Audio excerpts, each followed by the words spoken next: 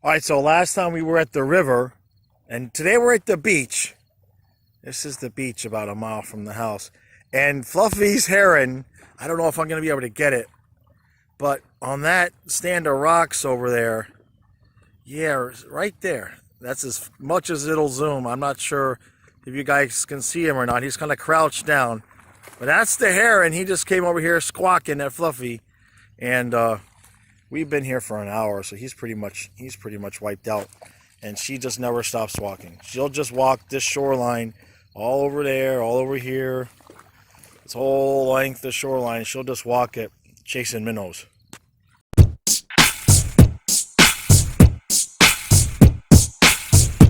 Let's go Panthers! Let's go Panthers! Let's go Panthers! Let's go! Go! Puck drop. And 3, 2, 1. Let's go Panthers! Let's go Panthers! Let's go Panthers! Let's go! Go! All right. So we got the Lightning again tonight. Now, nobody's playing. Nobody's playing.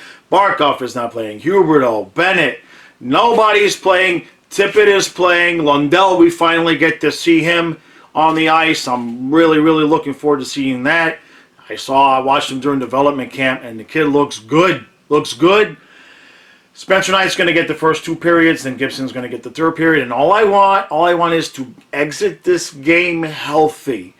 Noel Acciari, it looks like a pectoral muscle tear. It's not been confirmed that it's a tear. It still could be a really, really bad sprain or a pull.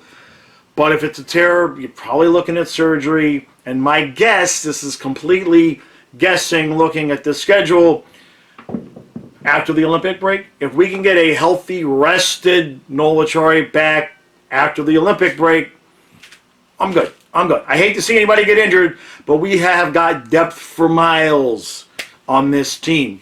So if he can just come back for the rest of the last couple games of the season, last 30 games, whatever it is, and then be rested and ready for the playoffs, could be a blessing in disguise of sorts. So let's just get out of this game healthy, and I want to see what happens with Lundell. Who else?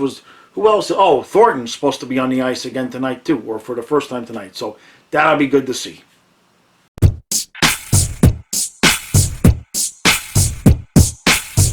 All right, so no score after 1. As far as the hockey is concerned, Lundell looks pretty good. Lundell out there being aggressive on the penalty kill. That I'm really, really happy to see. He was chasing guys around. And Louis Starnen also out there. And this is something I wanted to touch on. With both of these guys, they're ready. Especially Louis Starnen has shown this preseason he's ready to be out there. And I don't know if Lundell's going to make the team or if he's going to get sent back down because he hasn't been playing that much. But he looks good out there too. Now, Tampa Bay's still got their starters in. For the most part, they still got their team in. And we're scoreless. So we're doing good. One thing I want to say, I'm not like a big politically correct type of guy, right? I don't usually get butthurt about things. But I got to mention this because it really was odd. By now you guys know about the Carey Price situation, and I wish him all the luck in the world. And I might make a video about that, but I don't know. But the point is that the Tampa Bay radio announcers, I don't know their names, so forgive me. But there's the play-by-play guy, and then there's the color guy, which is some old, crusty, grumbly guy. That's how he sounds. And so the play-by-play guy asked him, hey, did you hear about the Carey Price situation? And the other guy says, yeah, he heard. Sounds like he had mental problems. And it was just like dead silence. It was like, what? and so the play-by-play guy kind of came back and tried to make it right by talking about how his wife was very supportive, etc., etc. And then the other guy comes back and says, yeah, it's probably because of Twitter and social media and all that stupid stuff. So I just found it a little bit interesting that he would kind of portray it in that way. Because first of all, we don't know what Carey Price is going into the assistance program for. It could be anything. But you just, it was totally out of place to just say, yeah, I heard it was mental problems. I mean, would he say, yeah, maybe he's got addiction to drugs or something like that? It was really not cool. And I'm not really hypersensitive to that stuff, but that was not cool. I don't know who that guy is, but he needs 10 lashes with the whip or something. All right, we move on to second period. No fights, no injuries. Let's just play hockey.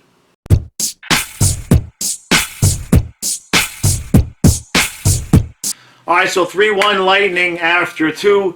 This is good. This is good because now we don't have to play the whole we were undefeated during the preseason game. Lightning starters are having a rather nice night against our backups. No problem. Spencer Knight did give up the 3 goals. One of them was on a complete breakaway. Good move by Perry. Can't take that away from him.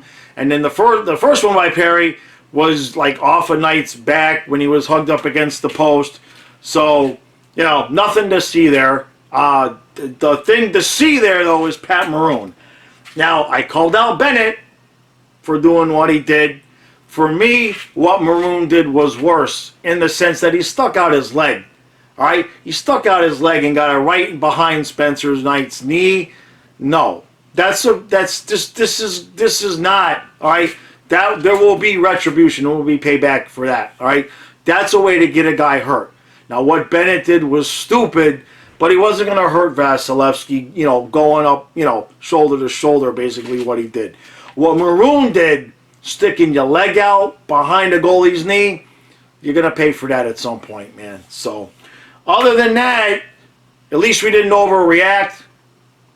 We've had a couple power plays. Owen Tippett, boom. It wasn't on the power play, but he's shooting the puck, and it leads to a goal by Thornton. That was beautiful to see. Owen Tippett has to be on power play 1. Reinhardt, he's not playing well just yet, and I'll talk about that after the game. I got something on that too. But Owen Tippett absolutely needs to be on power play 1 because with that shot getting fed by Barkov and Huberdeau, it's going to get ugly for the other team. All right. Let's finish this off nice and easy with no injuries.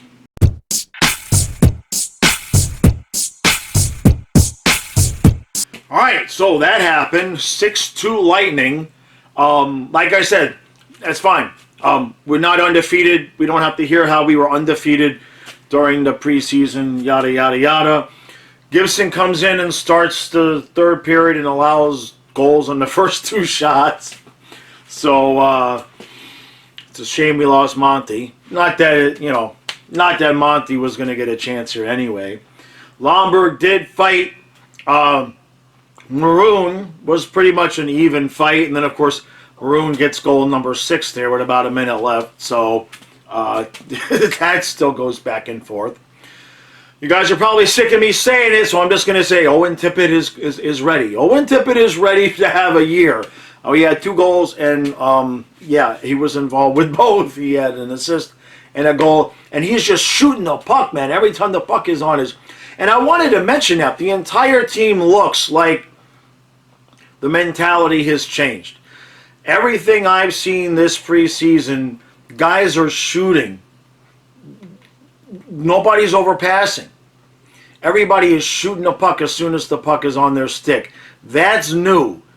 That is absolutely new. If you guys watched the end of the year videos I made last year, I specifically talked about everything else set aside. If these guys don't become a shoot first team, it wasn't going to matter because we just overpassed our way out of so many opportunities. But I am seeing everybody just boom, just shoot the puck, and that's a beautiful thing. That could be the thing, people. That could be the thing that changes the dynamic around this team and our success come postseason. So, other than that, let's see, what else did I see? Juleson, not a fan, not a huge fan there. Definitely needs some more seasoning there. Thornton actually had the goal off of one of Tippett's shots, and he had a rebound, and Thornton got the goal. He looked like he was keeping up. You know what I mean? Nothing to see there other than good. We're going to need him with Achari out. think Lomberg is obviously going to be making this team. I don't know about Lamico. He didn't really show too much tonight, but with Achari's injury, there's that extra spot.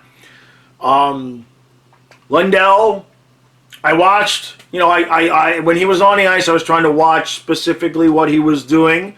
He looked good in the PK. He definitely looked good in the PK. Obviously, nothing. He didn't score anything like that. He didn't look out of place. He looked like he belonged. But I just don't know. I don't know now with Achari's injury and the fact that Lewis Starninen's been playing pretty good. And he's been playing the entire preseason. And other than potential, right now I don't see how Lundell beats out Lewis Starninen in terms of how they've been playing on the ice right now. So as much as we thought Lundell was just a lock to make the team, I don't know. He didn't do anything tonight to make me say, okay, he definitely needs to be on the ice. And with Achari out, we need to go with the best guys. He might make the team, but it may be better for him to go down and play until we don't need him or we need him or however it works. The point is that we're so loaded. We're just so loaded. And we could just go down the list of guys that could make this team and are going to be playing in the AHL level because we don't have room for them. It's a good problem to have. It's a good problem to have. But if we open up the season with Lewis Starnin center in the third line, with Vetrano and Duclair in the wings, I think we're in good shape. And then in the fourth line, you figure maybe Thornton with Lomberg and Marchment. But geez, I just left out Hornquist. Do you see how that works? Do you see how that works? I just made a really nice bottom six and I left out Hornquist. So one of those guys is not going to play. Lomberg and Marchment, even with Achari's injury, probably don't see the ice at the same time most nights. That's a good problem to have. It really, really is, guys. So, all right. So today is Thursday. Tomorrow's Friday. I have an interview coming out tomorrow, just a short one, with Hot Take Hockey. If you guys know and watch hockey videos, watch hockey YouTubers, Hot Take Hockey. Really good guy. John was kind enough to give me some time yesterday, so I'm going to have that up tomorrow. Stu and I are going to be trying to come out with a couple of videos here before the season starts. I'm still going to do a Panthers preview, still going to do an NHL preview, so look for those to come out. We got the Dolphin game on Sunday. And then I'll be working hardcore on a really, really nice intro for Game 1. You guys know what I like to do for the big games. It's a big game opening day, so I've got a nice long intro coming on Thursday for that with Automatic's Jeff's help. And that's it. That's it, man. We got one more. And then we got hockey, the real games. Real games. We're all ready. So appreciate the support. Make sure you hit that like button. Hit the subscription button, all right?